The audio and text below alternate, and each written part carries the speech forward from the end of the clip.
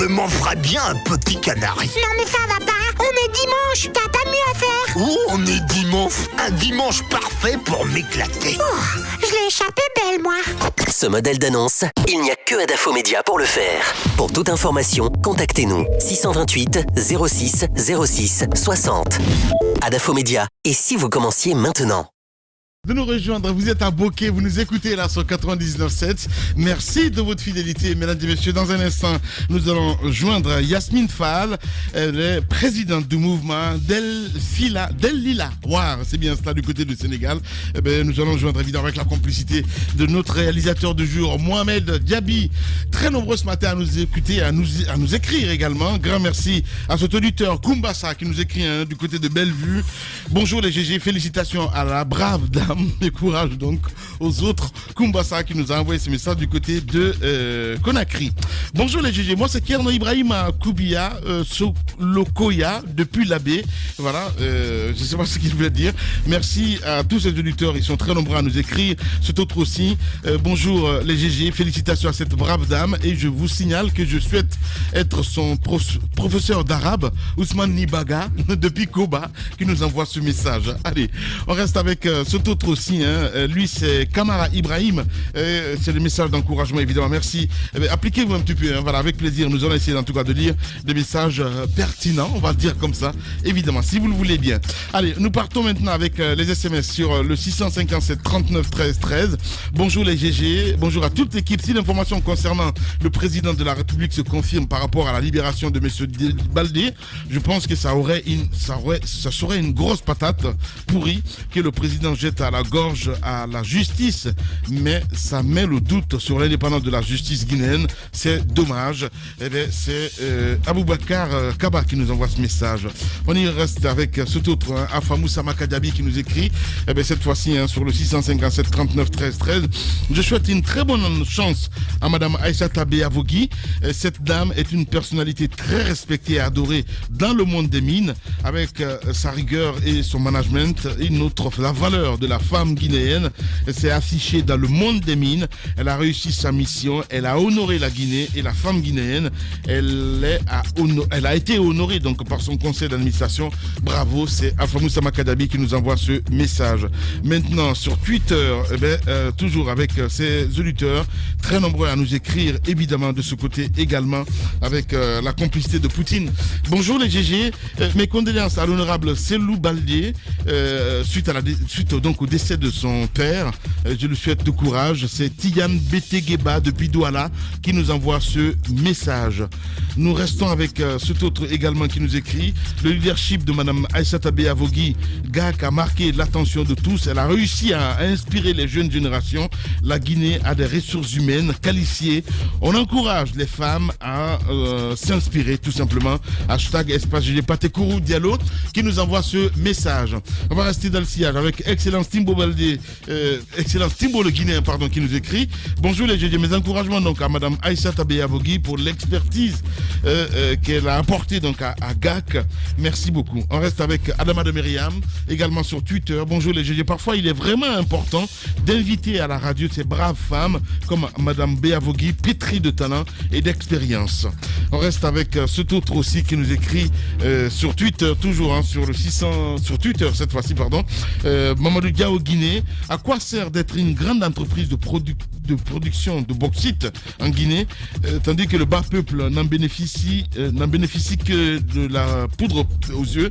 Notre préoccupation majeure, que le peuple gagne et non des démissions imprévisibles. Bokeh est un exemple. Diao Guinée qui nous envoie ce message. Selou, le Guinéen Bas aussi qui nous écrit sur Twitter. Bonjour à toute l'équipe.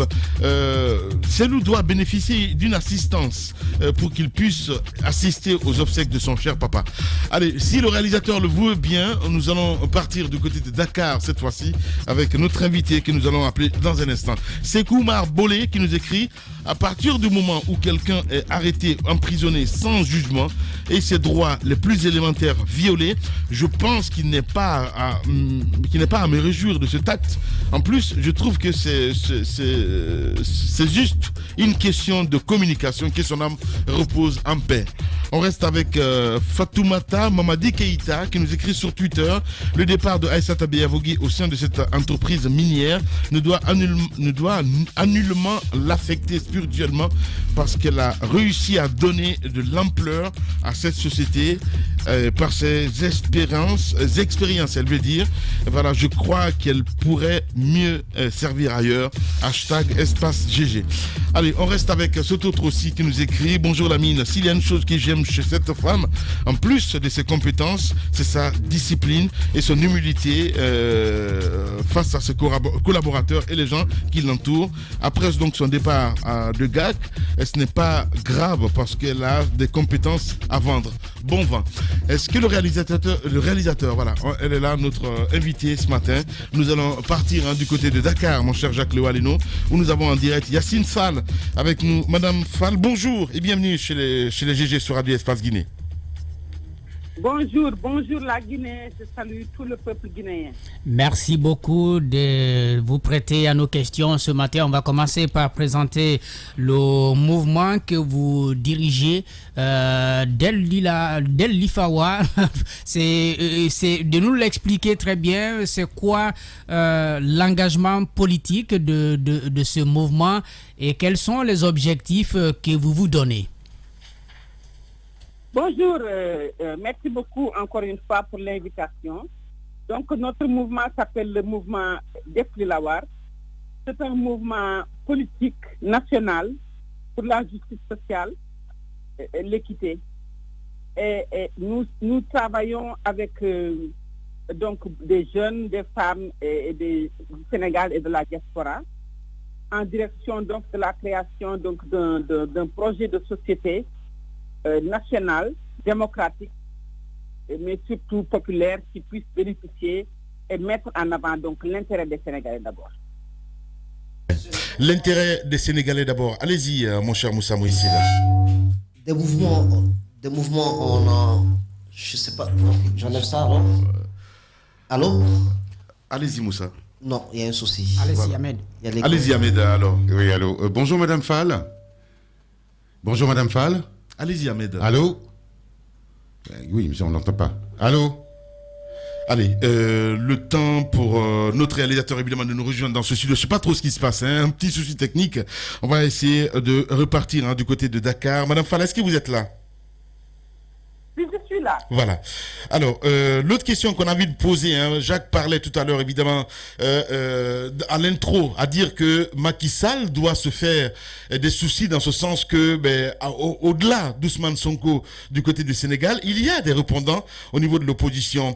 Est-ce qu'on s'y trompe finalement à la fin du compte?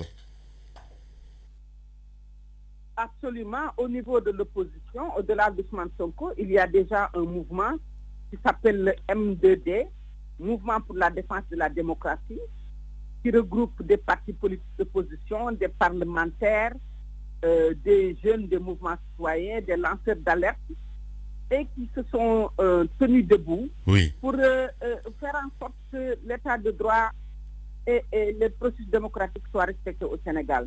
Nous savons, le Sénégal est un pays paisible. Oui. Nous avons eu la chance depuis l'indépendance d'avoir eu des processus démocratiques qui ont permis à chaque fois qu'il y avait une crise ou un élan de rester au pouvoir au-delà de 2 mandats. On a vu avec Abdoulaye Wade, on a même vu une tentative avec Abdou un petit peu. Le peuple sénégalais s'est soulevé.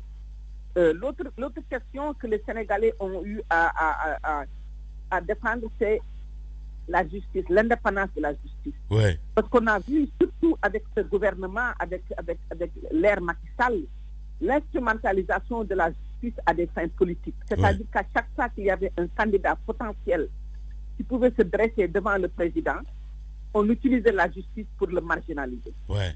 Nous avons vu ça avec le cas Karim Wade, où il y avait à peu près 25 personnes qui avaient été identifiées comme étant responsables de malversation économique. Et finalement, seulement Karim Wade a été mis en prison et exilé. Et il a, après avoir servi ses droits civiques et politiques. Nous avons aussi vu le cas de Khalifa Sall, l'ancien maire de Dakar, pour la caisse d'avance de la mairie, qui était un candidat, un opposant vigoureux, parce qu'on savait qu'il avait perdu, il avait gagné la mairie de la ville de Dakar contre le parti du président. Et on a utilisé cette question de caisse d'avance que d'autres maires avaient utilisée, parce que simplement, Khalifa Sall a refusé de se joindre à Macky Sall lorsqu'il lui a demandé de le soutenir. Et on a utilisé la justice aussi pour le marginaliser, le mettre en prison. Donc nous avons vu ici une situation où le système judiciaire est en train de manipuler à des fins politiques. Ouais. Et cela, les Sénégalais ont dit non, ça ne va pas se passer avec le cas Ousmane Sonko. Et au-delà donc de Ousmane Sonko, c'était la préservation de la démocratie sénégalaise, c'était l'état de droit que les Sénégalais ont vu, parce que nous avons vu ici une question qui, d'apparence, était une question personnelle entre deux personnes. Mais lorsqu'on est rentré dans le fond du dossier, on a vu qu'il y avait beaucoup de vices de forme. Il y avait beaucoup de questions de manipulation politique. Où on a vu la main des partisans du président. Aujourd'hui, on voit même des avocats très proches du pouvoir qui se jettent la balle comme étant très impliqués dans l'écriture d'une lettre, d'une plainte, alors que ces avocats ne sont même pas les avocats de la plaignante. Donc, on a vu que Macky Sall a cette tendance à ne pas vouloir accepter d'opposants. Vous savez, au Sénégal, ici, nous avons la lutte est très populaire. Ouais. Donc, l'âme. Donc, nous disons que Macky Sall est un lutteur qui ne veut pas de notre lutteur fort devant lui sur la politique. Et ça, nous ne pouvons pas l'accepter. Nous avons aussi vu qu'il y a eu d'une façon de réprimande, des répressions très violentes contre les opposants, contre les lanceurs d'alerte, contre les leaders de mouvements sociaux.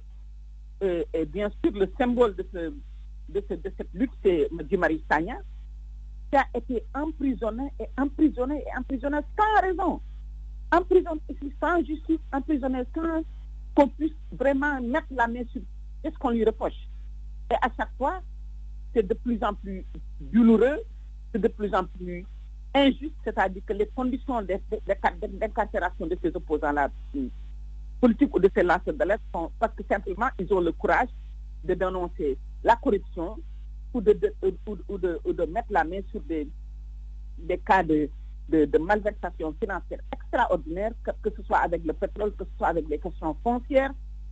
Maintenant aussi c'est maintenant qu'on commence à accuser des opposants et à même faire remuer des questions ethnicistes, des questions à faire même appeler les questions de terrorisme, accuser les peuples sénégalais d'être alliés à des forces étrangères. Et cela, c'est quelque chose d'inadmissible, d'incompréhensible. Et donc le peuple sénégalais s'est tenu debout pour dire non à ce. Et cela a été dirigé par les jeunes. Ouais. Vous savez que nous sommes, comme le Sénégal, comme la Guinée, nous sommes à très grande majorité une population très jeune. Et pendant longtemps, ce pouvoir s'est dit que les Sénégalais sont passifs, ils ne vont pas réagir. Donc on continue à pousser le bouchon et ils l'ont poussé de trop et ça a donné malheureusement les événements qui sont passés que nous déplorons parce que nous ne sommes pas pour la violence, mais que nous déplorons aussi surtout avec la répression très virulente qui a eu lieu durant les événements de mars, où on a eu plus de 600 blessés. Ouais. Des jeunes qui ont perdu un œil, des jeunes qui ont perdu le bras, des jeunes qui ont perdu une jambe, des jeunes qui ont été paralysés. La police, les forces de défense qui doivent défendre les populations se sont rués sur ces jeunes-là. Voilà, c'est qu'il y a une première du côté du Sénégal. Il faut le rappeler, Madame Fall. Allez-y, mon cher Moussa, d'autres questions. Oui, d'autres questions. Madame Fall, face à la contestation de la rue, le camp Macky Sall oppose son bilan. Bilan basé sur le contrôle des finances publiques, sur la réduction de coupures d'électricité, sur les investissements lourds dans le domaine des infrastructures. Alors, face à un tel bilan, qu'est-ce que vous pouvez donner à revendre? C'est un peu cela la question. C'est pourquoi certains observateurs disent que si la rue n'a pas eu raison de lui, c'est bien parce qu'il y a des acquis qui sont indéniables, des acquis de la gouvernance Macky Sall. Ah non, la rue a eu besoin de lui. Le 31 décembre, Macky Sall disait, je suis le chef de l'État, c'est moi qui décide qui doit aller en prison. Si je trouve que, donc, Macky Sall s'est comporté avec les Sénégalais depuis quelque temps comme s'il était, un empereur, je ne dis même pas le roi. Et comme on dit en Wolof, pour comme Boumi. Donc il se croyait invincible, il disait qu'il ne reculerait devant rien. Macky Sall a reculé parce que le pouvoir de la rue l'a fait reculer. Mais surtout, le bilan de Macky Sall, lui, je commence d'abord par les infrastructures, parce que moi je suis économiste, quand même je suis en mesure de faire une évaluation du bilan de ce pouvoir-là. D'abord, les infrastructures. Nous avons ici un TER, donc le train express régional, qui a été construit, dont on nous a annoncé tellement l'inauguration qui ne peut pas démarrer. Il est là en train de bouffer de la poussière depuis des années. Et ce train-là aurait pu faire en sorte que le système ferroviaire sénégalais, avec l'investissement de ce train, on aurait pu couvrir tout le système ferroviaire du Sénégal, du nord au sud, de l'est à l'ouest. Ce pays-là aurait pu, avec et ça, c'est pas moi qui le dis, c'est tous les experts qui le disent. On a comparé, le Sénégal est un pays plat, ce n'est pas comme la Guinée. On a donc déjà le coût du train, même si on faisait un train en Guinée où le terrain est accidenté, on aurait pu, le prix aurait doublé ou triplé avec le montant par mètre carré, par kilomètre qu'on a mis pour financer ce train-là, d'abord. Donc l'investissement était lourd. C'est encore une fois l'investissement, c'est encore une fois les partenaires privés français qui sont toujours là, à qui on donne la plupart des marchés, en plus des Turcs bien sûr et des Chinois. Mais surtout, c'est un investissement qui a été extrêmement lourd, alors que jusqu'à présent, le train ne peut pas démarrer. Mais un investissement, ce n'est pas seulement des routes. L'investissement, il est ferroviaire. L'investissement, il est social, c'est-à-dire que des hôpitaux. Lorsqu'on a eu le Covid, on s'est rendu compte, lorsque la France nous a fermé ses portes, lorsqu'on ne pouvait plus avoir de médicaments, lorsqu'on ne pouvait plus exporter de malades, on s'est rendu compte du niveau, bien que je salue nos médecins, je salue le corps médical sénégalais, nous les saluons parce qu'ils ont travaillé au-delà de leur capacité, ils sont donnés corps et âme, mais ça n'a pas été une partie de cœur. Donc, l'investissement, il est social, il est médical, donc les infrastructures médicales, il est jusqu'à présent, nous avons des centaines de jeunes qui étudient dans des abris provisoires, c'est-à-dire sous le soleil, sous la pluie. Ouais. Donc, l'investissement, il est aussi rural. Bien. Donc, donc pour moi, un pays pauvre comme le Sénégal devrait prioriser ces investissements pour que ça bénéficie le plus large possible à la population, mais ça aussi, ça diminue aussi le coût d'accès.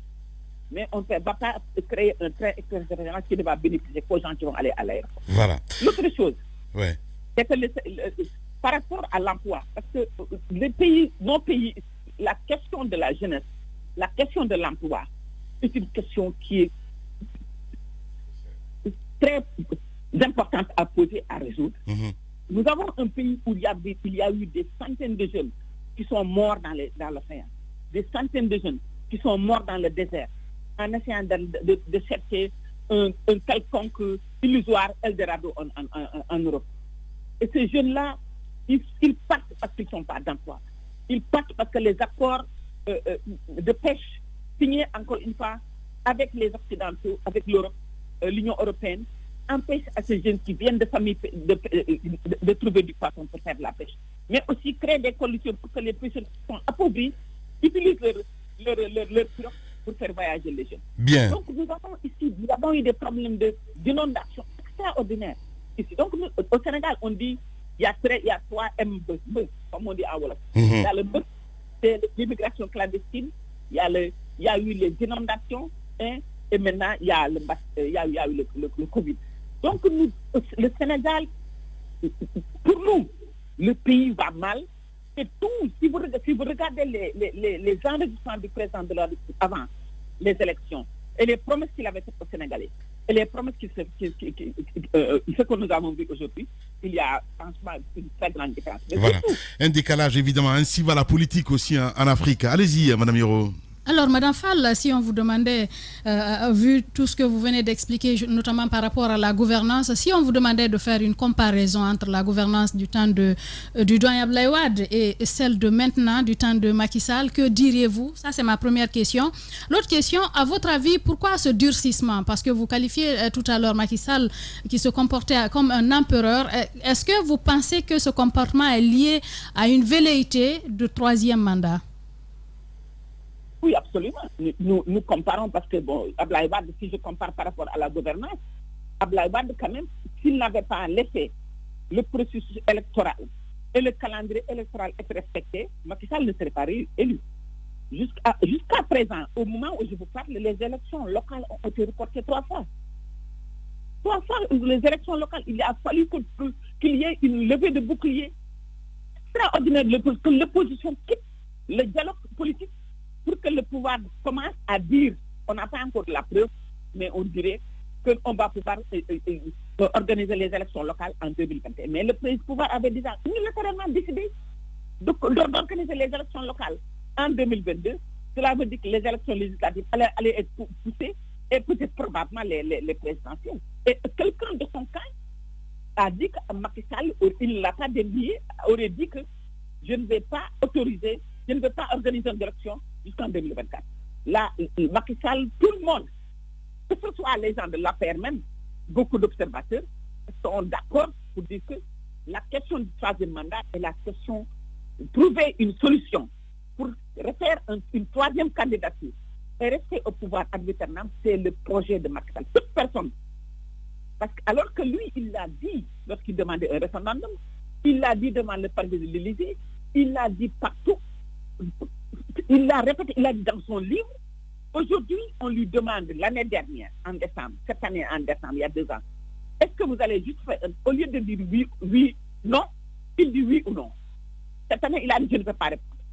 Mais à chaque fois que quelqu'un de son camp dit que le président n'a pas droit à un 3e mandat, et il l'avait même dit, cette personne-là est chassée. Il a chassé Mimi Touré, il a chassé beaucoup de personnes.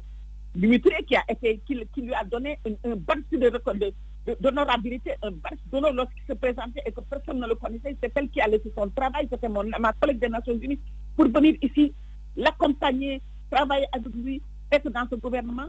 Il l'a chassé parce que simplement elle a eu le courage de dire que le président n'a pas un 3e mandat. Ouais. Mais surtout, tous les pas que Macky Sall est en train de poser, ce sont des pas pour préparer sa campagne, sa candidature à un 3e mandat. Voilà, donc des velléités, il faut le rappeler, Madame Fall. Ahmed Kourouma, allez-y. Bonjour Madame Fall. Pour vous suivre depuis un certain nombre d'années maintenant, on sait que vous êtes une économiste chevronnée.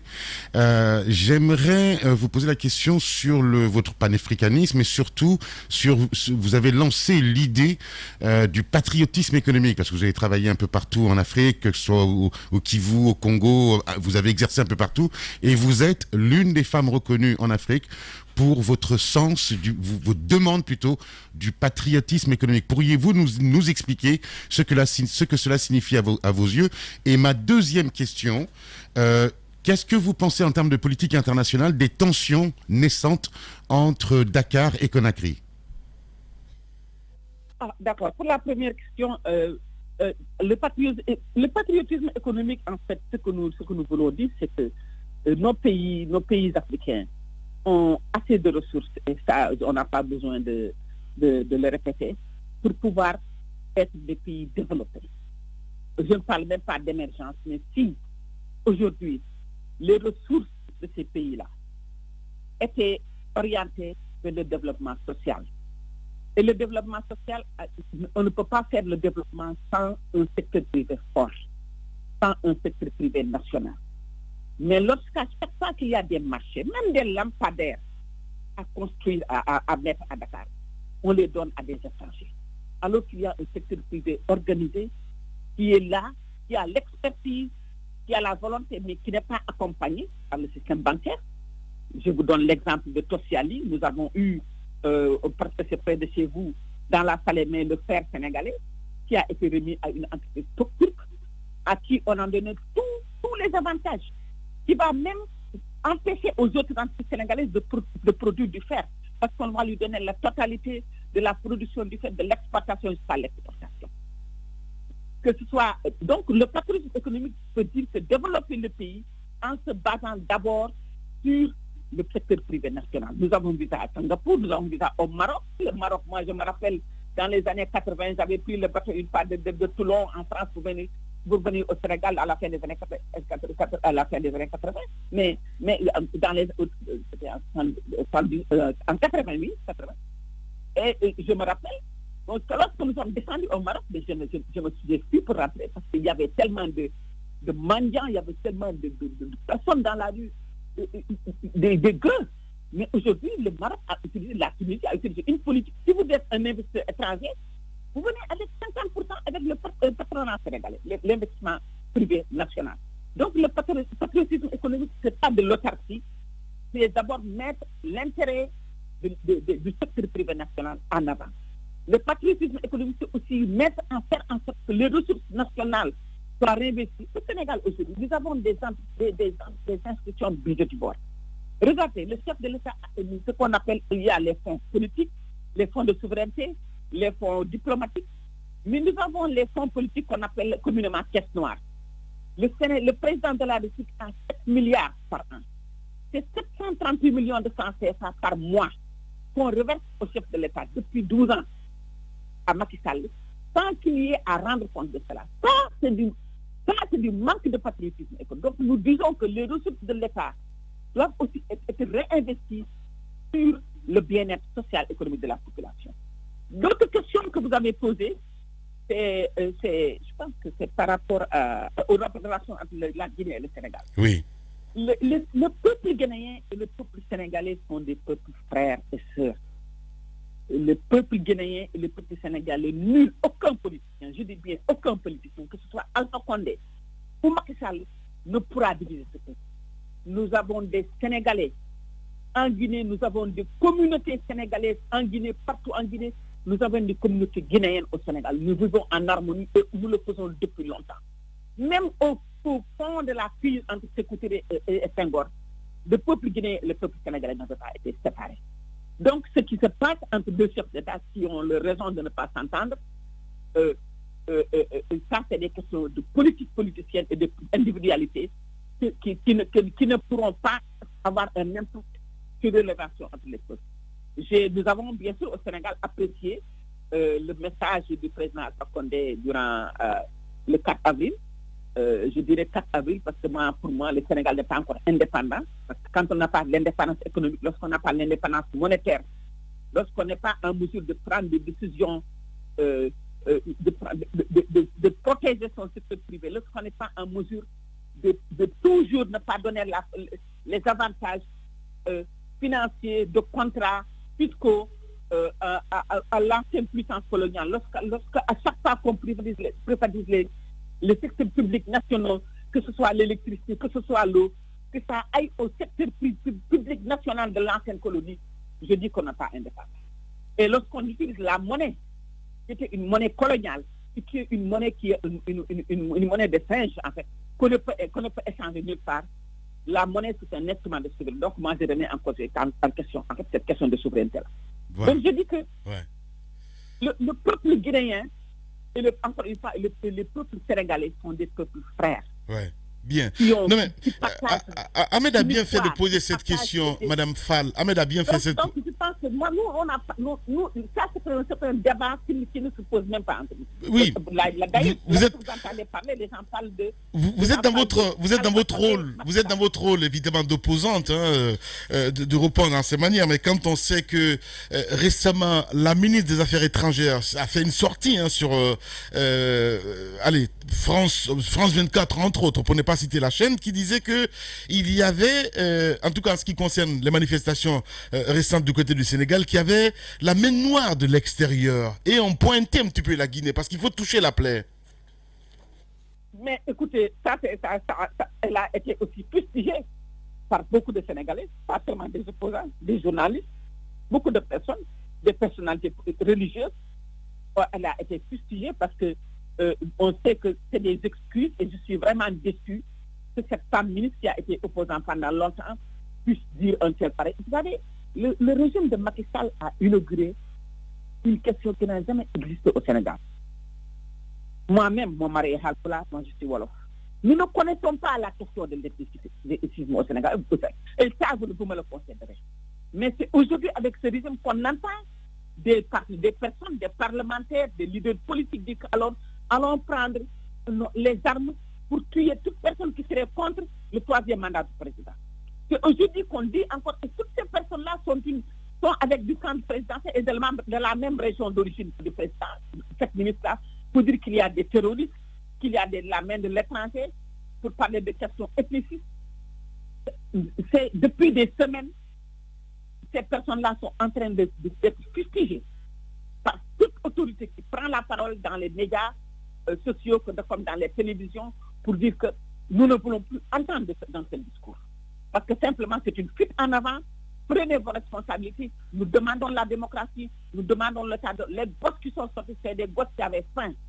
Les gosses qui sont sortis, c'est des gosses qui étaient désœuvrés.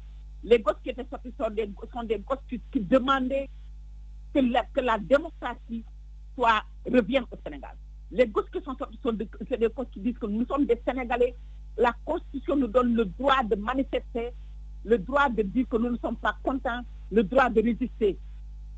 Donc, c'est des Sénégalais qui parlent Wolof, qui parlent Pulaar, qui parlent Joola, qui parlent Manding, qui parlent Serer, des Sénégalais purs jus. Ouais. Aucune force occulte n'est venue ici au Sénégal. Et ça, donc, je pense que ça a été battu en brèche. Donc, moi, je ne sais pas une question d'opposant, mais je ne vais même pas parler de cela parce que aucune personne, en dehors du camp présidentiel et en dehors de ces groupes de personnes, n'a pu accepter un tel discours. Et je pense que même du côté du pouvoir, il y a des gens qui ont vraiment condamné un tel discours parlant de terrorisme ou de force. Bien.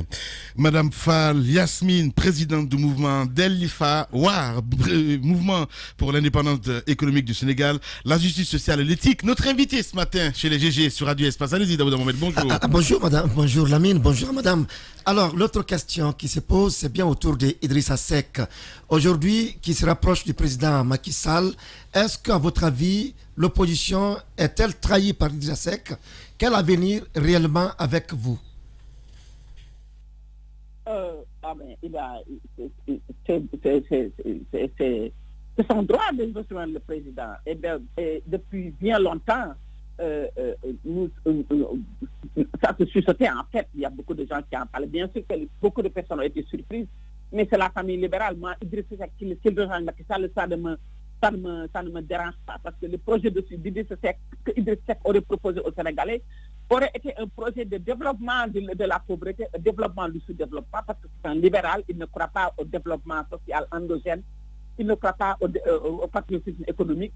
Donc, qu'il aille de ce côté-là, je pense que les personnes qui l'ont suivi durant les élections présidentielles ont compris que ce n'était pas la réponse pour le Sénégal que nous voulons construire. Donc, cela, c'est une observation, mais moi aussi, les gens, tout le monde sait que c'est une alliance de partage du gâteau, mais les Sénégalais ne vont pas. Vous savez, il y a une donne ici qui est importante, et c'est la donne, c'est le réveil de la jeunesse, c'est l'éveil politique de cette jeunesse, qui dit que nous n'allons plus accepter qu'on vendange notre pays. Nous n'allons plus accepter que des politiciens qui se font et se refont, qui se muent comme des caméléons à leur guise pour pouvoir toujours profiter des ressources de ce pays-là, qui ont des enfants qui vivent comme des 1% aux États-Unis, avec dans une vitesse opulente à l'étranger, puissent venir s'asseoir sur notre dos et nous exporter. Donc, Idrissa Seck, je pense qu'il a perdu le petit crédit qu'il avait, le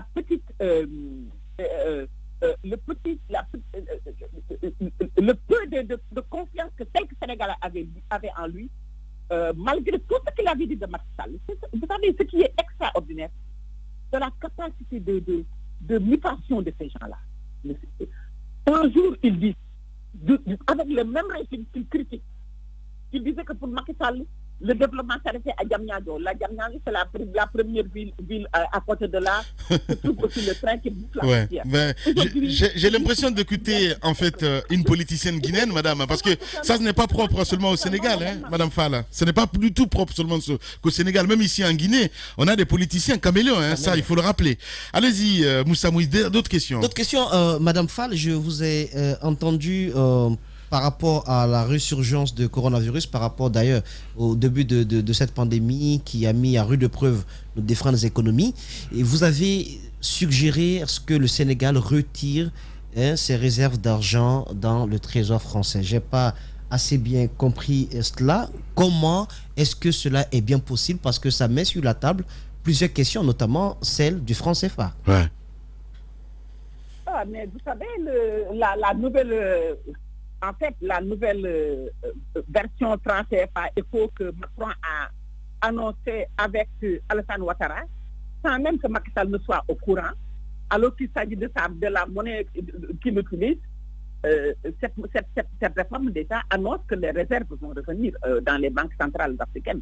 Donc, ça, c'est une question déjà qui a été... Étant donné que la CEDEAO était en train de travailler vers l'éco-CEDEAO, la France a voulu couper l'herbe sous les pieds, en fait, donc de la CEDEAO, en proposant l'éco. Donc, en volant, en fait, une propriété intellectuelle, l'éco, qui venait de ECOWAS, de CEDEAO, la France est venue lui proposer l'éco. Éco français, éco Macron, et c'était comme Macron disait que nous allons donc vous laisser les réserves. Mais ça, c'est pas la question du français, c'est pas seulement la question des réserves. La question des réserves était importante dans la mesure où, pendant des années, nos réserves en or, nos réserves monétaires étaient versées dans le trésor public français. Et c'est la France, en fait, qui déterminait la politique monétaire, c'est-à-dire que c'est la France qui déterminait le taux d'intérêt que fixait la BCEAO. Le taux d'intérêt, c'est le taux, c'est l'argent, c'est le montant d'argent que les banques demandent aux emprunteurs pour payer. C'est-à-dire la vente, le coût de l'argent, le coût du crédit était déterminé par une puissance étrangère. Donc l'arrimage, la question du franc CFA va au-delà de ça. Parce que la question de l'arrimage à l'euro a un impact extraordinaire sur notre capacité à exporter. Parce que lorsqu'on a une monnaie qui est assez lourde et que vous vendez à l'étranger, ce que vous vendez devient cher. Alors que vous avez besoin de vos devises. Donc la question du franc CFA, peut-être qu'on devrait faire une autre émission sur la question de la monnaie. Parce qu'on ne peut pas en discuter comme ça, ça prend beaucoup de temps, mais la question des réserves, en fait, c'est pas, mais c'est pas la question des réserves, c'est la gestion même de la banque centrale qui prend les décisions au niveau de la banque. Même si ce sont les Sénégalais, les Béninois, les autres pays qui sont de la zone franc, qui vont être piégés, mais la décision ultime de politique monétaire, qui va la parler. C'est ça, parce qu'il ne s'agit pas seulement de réserve, il s'agit de politique monétaire. Et la politique monétaire est capitale dans la politique macroéconomique d'un pays. Dans la politique monétaire, dans la politique budgétaire, dans la politique d'exportation. Donc, il s'agit au-delà des réserves, il s'agit de cela. Bien. Donc, parce que les réserves, il faut les libérer pour qu'elles puissent rentrer dans la circulation de l'économie. Mais si on dit que vous avez le droit de faire circuler autant de monnaie dans l'économie, que les réserves soient à Paris, que ça dans la banque centrale, dont le décision de la politique monétaire n'est pas définie par les pays eux-mêmes, ça c'est un problème. Voilà. Mais je pense que, encore une fois, l'élan de souveraineté, l'élan de souveraineté des peuples africains, des jeunes africains, des jeunes africaines, des économistes indépendants africains, nationaux, panafricanistes. Bien. Cet élan-là est en train de pousser tellement que la question du franc CFA va être résolue bientôt. Ouais. Et parallèlement à cela, il y a un effort au sein de la CEDEAO. Bon, la CEDEAO, je mets aussi entre guillemets, parce qu'il y a beaucoup de problèmes aussi au sein de la CEDEAO. Madame Fall, en direct ce matin chez les GG sur Radio Espace. Dernière question, Ahmed. Oui, 2 dernières questions, Madame Fall. On vous sait spécialiste de la macroéconomie et vous venez de parler justement de souveraineté économique et monétaire. Alors, ne pensez-vous pas qu'il serait grand temps que nos dirigeants aillent vers une monnaie commune, ce qui nous permettrait à nous d'être forts face aux défis mondiaux qui nous attendent? Première question. Et deuxième question, vous êtes pour le développement économique et notamment qui passe par la justice sociale. Or, vous savez que la Guinée, par exemple, et surtout la Guinée, sont à 90% des pays de paysans. Est-ce que vous ne pensez pas qu'il nous faudrait absolument mettre en place une politique agricole commune? Et dernière question, rapidement, vous avez parlé d'une... Et là, ok, d'accord. Voilà, allez-y. Alors, je vais répondre à ces 2 questions-là, comme ça on pourra clôturer. Merci. Je dois dire que la question de la monnaie commune, elle est capitale. Nous ne pouvons pas avoir des petits États nés comme les nôtres et vouloir prétendre avoir chacun de nous sa propre monnaie. Mais ça va aussi au-delà seulement de la monnaie commune.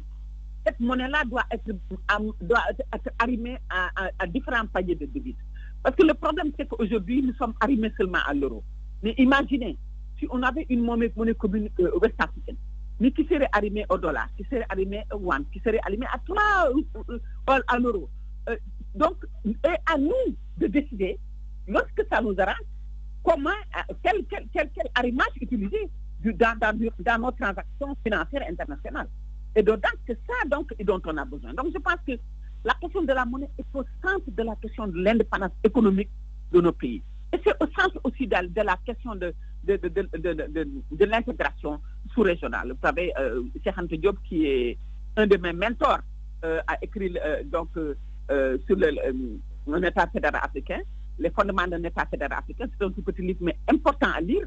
Et dans ce livre qui est encore très actuel, il montre les grands ensembles qui peuvent être construits dans le continent. Et au niveau de notre zone, imaginez, ouest-africaine, on aurait pu devenir une puissance économique, mais qui investirait aussi sur le développement social. Parce que c'est le développement social qui crée le développement économique. C'est le développement social qui crée la main-d'œuvre qui sont compétitive. C'est le développement social qui crée les infrastructures sociales, qui fait en sorte que les gens peuvent se libérer, pouvoir travailler, et se sentir bien dans leur peau. Ne pas penser que la fin du monde, c'est l'Occident, c'est l'Europe. Il y a tout en Afrique. Il y a le soleil que nous avons, l'énergie solaire, que des pays nordiques sont en train d'exploiter comme l'Allemagne, alors que nous, en Afrique, jusqu'à présent, nous parlons de pétrole. Donc, le développement doit être repensé. Et c'est possible de le repenser. C'est possible d'avoir une intégration et une région développée dans le continent. Je le dis parce que je l'ai vu, je le dis parce que je l'ai étudié, je le dis parce que je l'ai vécu, et je le dis parce que c'est possible. Bien. Merci beaucoup en tout cas, Madame Fall, d'avoir accepté notre invitation ce matin sur Radio Espace Guinée. Il faut le rappeler, vous êtes présidente du mouvement Del Lifoire, mouvement pour l'indépendance économique, la justice sociale et l'éthique. Elle était notre invitée ce matin chez les GG sur Radio Espace Guinée. Géopolitique. On fait moins sa maline maintenant, hein? Allez, tiens, ça c'est pour les gâteaux brûlés, et ça c'est pour les éviers bouchés, et ça c'est... T'as pété un boulon ou quoi? Je t'avais demandé de refaire la cuisine, pas de la détruire. Mais non, t'inquiète pas. Ce modèle d'annonce, il n'y a que Adafo Média pour le faire. Pour toute information, contactez-nous 628 06 06 60. Adafo Média, et si vous commenciez maintenant? Voilà, dernière ligne droite, Madame Hiro, on a écouté cette dame, Madame Fall. On a écouté la dame qui s'y connaît, elle est dans son domaine, économiste, comme le disait Moïse, elle explique simplement et vous comprenez facilement. Ouais. On a l'impression que nous vivons les mêmes réalités en Afrique. C'est vrai, ouais. Les mêmes, les mêmes réclamations, mauvaise gouvernance. Mais quand on voit quand même ce qui se passe au Sénégal, réalisation par rapport aux infrastructures routières, on devrait, je ne sais pas ce que nous on va dire en Guinée. Justement, j'ai vu Moussa Moïse sursauter tout à l'heure. Voilà. Parce que je me dis, s'ils se plaignent du peu qu'ils ont, je ne sais pas qu'est-ce que nous on doit dire. Alors, mais qu'à cela ne tienne, je pense que à chaque peuple son niveau de développement. Et ils ont commencé très très tôt et ça a été suivi parce que là-bas, la notion de la continuité de l'État, c'est pas sur papier, c'est dans les faits. Chaque président qui vient, il pose des fondements qui sont après poursuivis par ceux qui les succèdent. Mais chez nous, on ramène tout à zéro, c'est-à-dire qu'on prend la Guinée là où un président, le premier président l'a laissé, c'est-à-dire 1900. Non mais la mine, c'est vrai. C'est-à-dire qu'on saute, on enjambe les autres. On dit moi je commence là-bas, depuis 1958. Je pense que la notion de la continuité de l'État nous manque. Et quand vous prenez fonction, mais regardez même les fonctions au niveau des départements. C'est-à-dire que quand je prends la place de la mine, j'enlève les carreaux, j'enlève les fauteuils, j'enlève les moquettes que la mine a utilisées, je remets tout à plat pour repartir. Dans ces conditions-là, on ne peut pas évoluer. Et la notion du contenu local, elle n'a pas utilisé le mot de contenu local. Elle a parlé de secteur privé fort. Mais elle dit que c'est le mot, c'est cela la vraie santé de l'économie. Chez nous, on n'a pas encore compris cela. On n'a pas encore compris. Il y a mais c'est extraordinaire comment ce pays a enrichi des étrangers au détriment des Guinéens qui étaient capables de faire le même travail avec la même qualité. Et certains qui auraient pu être encadrés et qui auraient pu faire ce travail. On parle du Sénégal. Oui, mais on parle du Sénégal comparativement à chez nous. Voilà, parce que là-bas également, en dépit de tout ce que nous connaissons... Tout n'est pas rose, Moussa. Oui, on l'a entendu quand même. C'est pas rose, justement, mais elle a parlé du secteur privé sénégalais qui est à l'abandon, au profit des étrangers. Je prends l'exemple sur mon pays parce que chacun prêche pour sa chapelle. Je me dis que chez nous, c'est encore pire. Parle de la Côte d'Ivoire plutôt, c'est là-bas ton pays. Allez-y, apatride. Allez-y, Jacques Leroy. Moi, je pense qu'elle tient un bon discours, un bon débat, parce que ça manque souvent dans la politique africaine. Lorsque vous entendez les leaders politiques, ils ont plutôt tendance à dire non, lui, il est beau, l'autre là est vilain. Alors qu'il y a des questions essentielles qui existent et autour desquelles les débats politiques devraient se tenir.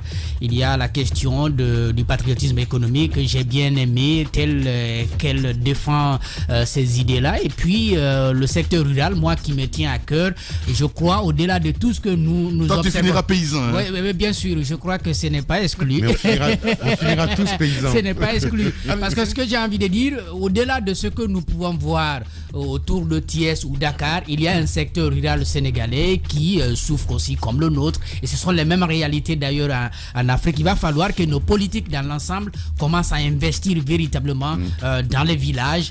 Si les villages sont développés, si les villages sont soutenus, je crois qu'il y aura moins de défis à relever au niveau des zones urbaines. Voilà, allez-y Ahmed Kourma.